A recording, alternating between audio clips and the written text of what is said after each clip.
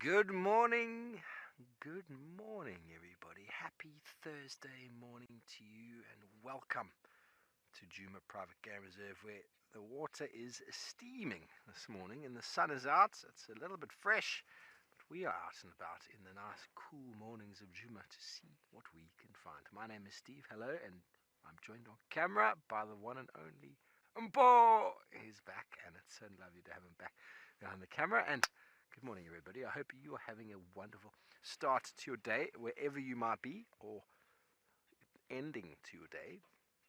I hope your coffees are charged, your tea pots are full, you're comfortable, you're relaxed, you have everything at your disposal, because this morning promises to be a feline Thursday fantastic day. My last full day here before I go on a spot of leave, and I'm not alone out this morning. Trish is on a mission to find some hyenas, as I'm sure probably realized that last night. Sorry about the radio.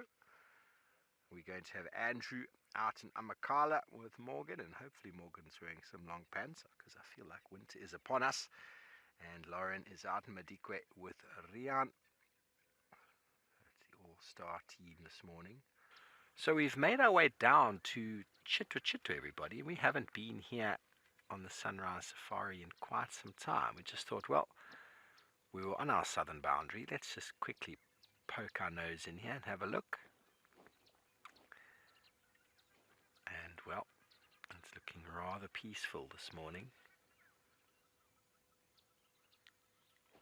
Hippos finding themselves in the watering hole that's full to capacity. If there's suitable aquatic vegetation in the water, they will feed on it. But for the most part, they come out and they feed on the grasses. They don't necessarily have the ability to chop grass. So if you get reeds and sedges and the like that are a little bit more tough growing in the water, they don't really have the potential to cut them like a zebra would with their top and bottom incisors. Hippos, like rhino, essentially use their lips to graze, and so they feed on the nice short-ish grasses, soft green grasses that occur around, and they create wonderful grazing lawns that then facilitates and opens up the vegetation for other animals.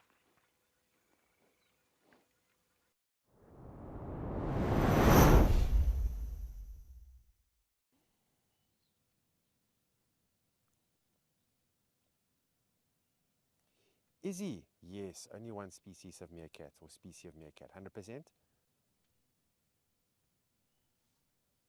Yeah, and we just so keen to get to know these meerkats, and looks like they're getting to know us a little bit as well. They're not bothered by us whatsoever right now. And the more time we put in with them, then the better it's going to be.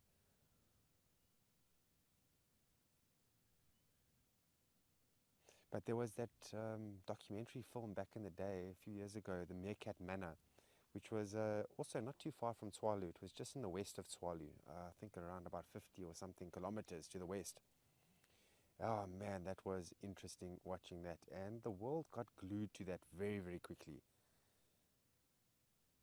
The amount of people following that particular group is incredible.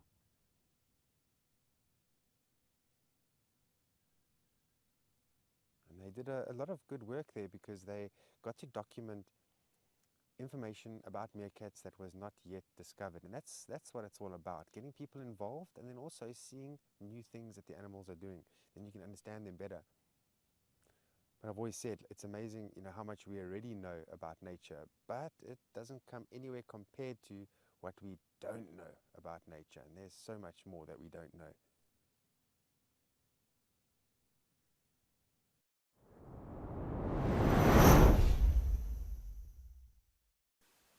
Still with our emperor moth caterpillar here. It really is so big and so wonderful. So when you were with me before, we were just we were just taking it in. Now I'm convinced it definitely is an emperor moth caterpillar. I haven't figured out which one exactly, but there's a lot of things we look at for emperor moth caterpillars. For one, emperor moths are the largest group of moths that you're going to find. In fact, it's amongst the largest in the world. And so the caterpillars are really big and thick and chunky. And apart from that, they're adorned in really quite a fantastical nature. They almost look like something out of a kid's storybook. You can see there's lots of white spots, there's yellow kind of spines on the back, and then there's this maroon line that runs longitudinally along the sides. And it's feeding, or at least was feeding, on this large fruited bush willow and Combretum.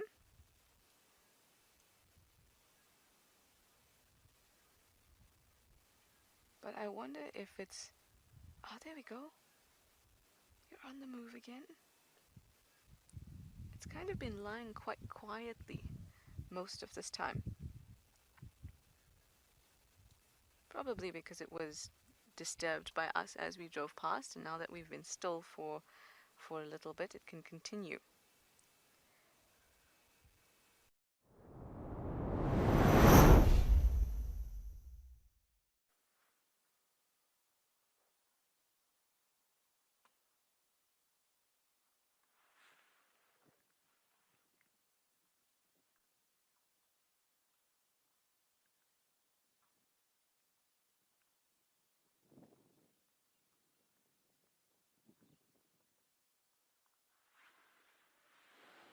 I'm just gonna reverse a bit.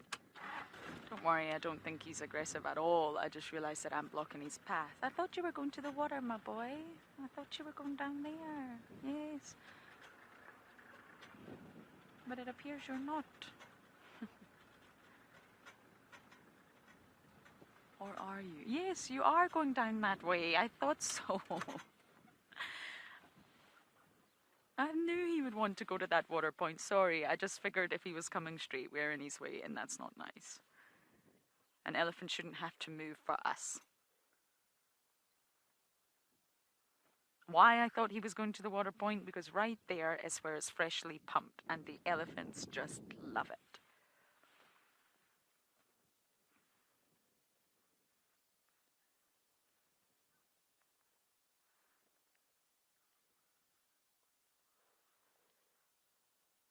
He's walking away. He's obviously not going to spend too much time hanging around. It's not that warm. I've still got my scarf and both my jackets on. Slowly I'll take them off, but it's not quite time just yet.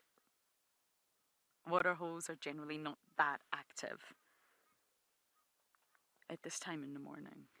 And of course, some drives are more quiet than others, and that's just how it is out in the bush. But it has been a wonderful drive, all in all. And of course, after this drive, we will be out for Escape to Nature, where the Majikwe team are going to spend a lot of time at the water body and watching Clow Dam.